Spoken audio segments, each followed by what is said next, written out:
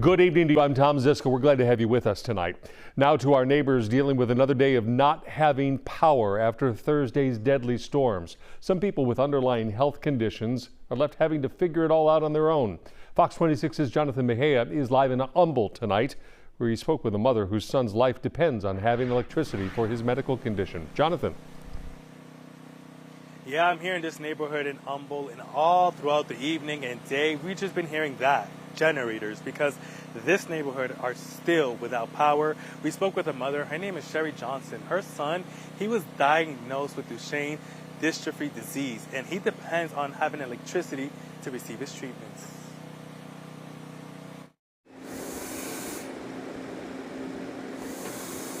It's hard. It's really hard.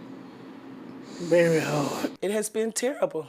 It has been a blind spot, in the darkness, not knowing what's going on, no help. After a deadly storm tormented Houston and the surrounding areas, hundreds of thousands of people are still without power. Sherry Johnson says she would like to see more accountability from her provider. I have not heard nothing. It has been nothing, no alerts, nobody coming by to see if anybody need anything. So now Johnson is left with buying gas to power her generator and keep her 28-year-old son, who was diagnosed with Duchenne muscular dystrophy disease when he was 3 years old. Don't want to get him overheated. The equipment got to be constantly cooled off, and being in a home, that heat just start coming, and you can see by the sweat, it's hot. Along with the generator, I actually bought a power bank for things like the fan to cool them off. Johnson has taken every measure she can to make sure her son and his medical equipment stay cool, but says this could all be resolved if she gets her power back. My son is not sick. He just needs power. He has nurses that come out to take care of him. He needs power. If I don't have power, I'll be forced to go to the hospital. And I don't want to go to no hospital.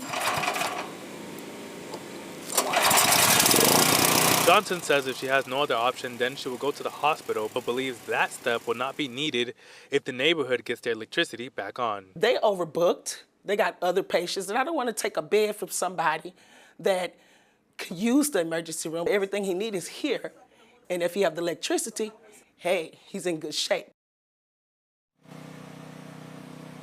Now, minutes before coming on air, we saw the fire department here because they had to charge power into her home because she had run out of gas for her generator. Now, Dakara, he has a fearless spirit. He says he's thankful for his mother to be by his side and is hopeful that electricity will come back on.